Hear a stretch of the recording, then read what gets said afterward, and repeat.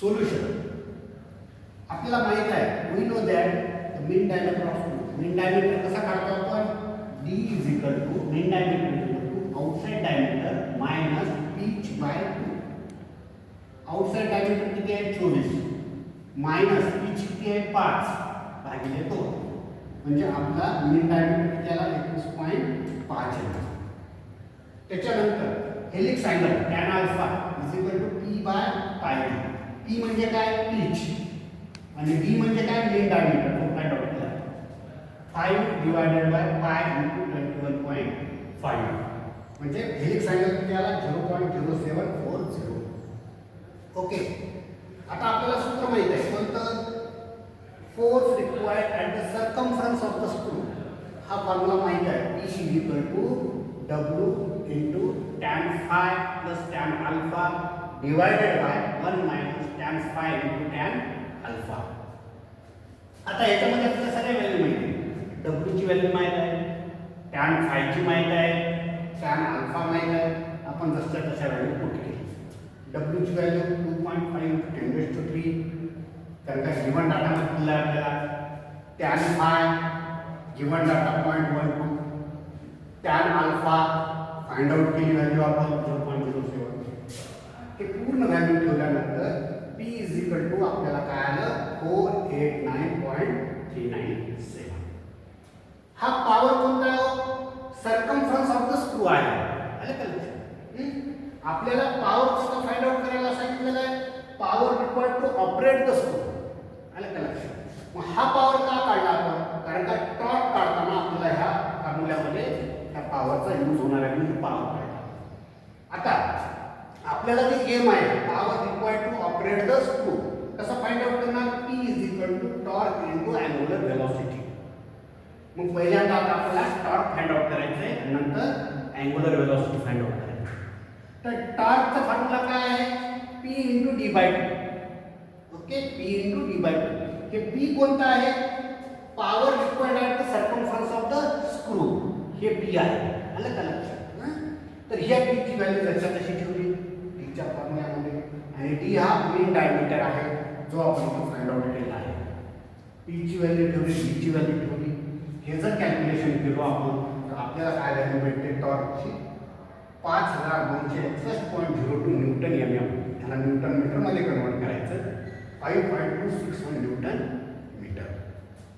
आता angular speed is equal to माहिती आहे. Angular speed is equal to 2πn divided by 60.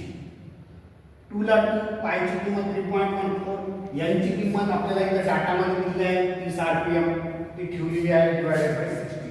म्हणजे angular speed काय आहे कॅल्क्युलेशन केल्यानंतर 3.14 रेडियन पर सेकंद. म्हणजे आता आपल्याला टी पण माहित झालं आणि अँगुलर स्पीड पण माहित झाली. मग आता आपल्याला जे पाहिजे तो आपण इथं पॉवर फाइंड आउट करणार.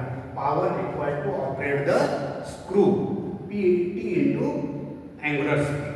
टी ची व्हॅल्यू आपल्याला माहित आहे 5.261. इथं आपण कॅल्क्युलेट केली आणि अँगुलर स्पीड 3.14 हे ठेवलं आपल्याला भेटलं power required to operate the screw. Okay, म्हणजे पहिला पार्ट संपला. आता नेक्स्ट काय आपल्याला इफिशियन्सी फाइंड आउट करावं. What is the formula for efficiency? T suffix 0 divided by T. Okay, T is already find out Newton mm. Okay, आता T suffix कोणता formula काय आहे? W into tan alpha into d by 2. ह्याच्यामध्ये W माहित आहे आपल्याला, tan alpha helix अँगलची किंमत माहित आहे कारण का इथं आपण फाइंड आउट केली P बाय पाय. त्याच्यानंतर d by 2 हा मेन डायमीटर. हे सर्व व्हॅल्यू ठेवले आपण आणि टी ची व्हॅल्यू ऑलरेडी आपण इथून कॅल्क्युलेट केली आहे.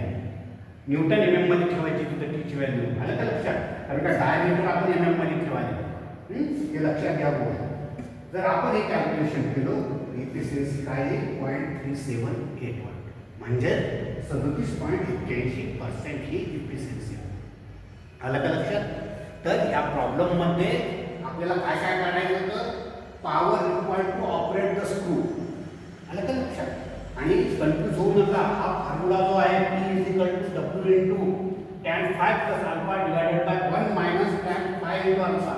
हा कोणता फॉर्म्युला आहे? Power required at the circumference of the screw. आणि हा formula to operate the screw म्हणजे काय अंतरावर. आलं का लक्षात? तर त्याच्यासाठी आपण हे पी काढली. हे पीची कुठं आपल्याला मदत झाली? टॉर्क काढताना P into D by to हा फॉर्म्युला वापरताना. आलं का लक्षात? तर आपल्याला या फॉर्म्युल्यामध्ये आउटसाइड डायमीटर दिला होता, पीच दिलं होतं, डब्ल्यू दिलं होतं, म्यू म्हणजे स्टॅन फाय दिलं होतं आणि एन दिलं होतं. आपल्याला power required to operate the screw आणि इफिशियन्सी काढायचं. आलं का लक्षात? तर सगळ्यात महत्त्वाचा फॉर्म्युला हा एक फॉर्म्युला लक्षात ठेवा. P is equal to W into tan phi plus tan alpha divided by 1 minus tan phi into tan alpha आणि P is equal to torque into angular speed. आलं का लक्षात? आणि टॉर्क कसं फाइंड आउट करायचं? P into D by two. P into D by two. आणि angular speed कशी find out करायची? 2 पाय एन डिवायडेड बाय 60. तुम्हाला पॉवर भेटलं आणि त्याच्यानंतर ना इफिशियन्सी फाइंड आउट करायची. आलं का लक्षात? इफिशियन्सी कशी फाइंड आउट करायची? T suffix O divided by T ह्या फॉर्म्युल्याचा वापर करू. Okay, we will stop here.